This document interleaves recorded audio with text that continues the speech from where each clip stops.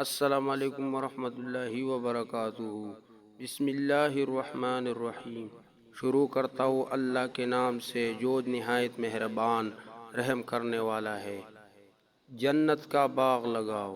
فرمان رسول اللہ صلی اللہ علیہ وآلہ وسلم، معراج کی رات میری ملاقات ابراہیم خلیل اللہ علیہ السلام سے ہوئی تو انہوں نے فرمایا، اے اللہ تعالیٰ کے حبیب صلی اللہ علیہ وآلہ وسلم، اپنی امت کو میرا سلام پہنچائے اور انہیں میرا ایک پیغام دے کہ جنت کی مٹی بڑی زرخیز ہے اور جنت کا پانی بہت میٹھا ہے اور وہ صاف میدان ہے، لہٰذا جنت میں زیادہ سے زیادہ باغ لگاؤ، اور جنت میں باغ لگانے کے لیے خوب پڑھو سبحان اللہ والحمد للہ ولا الہ الا اللہ واللہ اکبر۔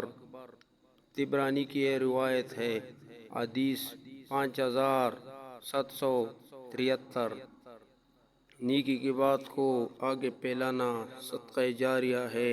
اس پیغام کو آگے لوگوں کے ساتھ شیئر کیجیے۔ نبی کریم صلی اللہ علیہ وآلہ وسلم نے فرمایا، اللہ اس کے چہرے کو روشن رکھے جو حدیث سنے اور آگے لوگوں تک پہنچائے۔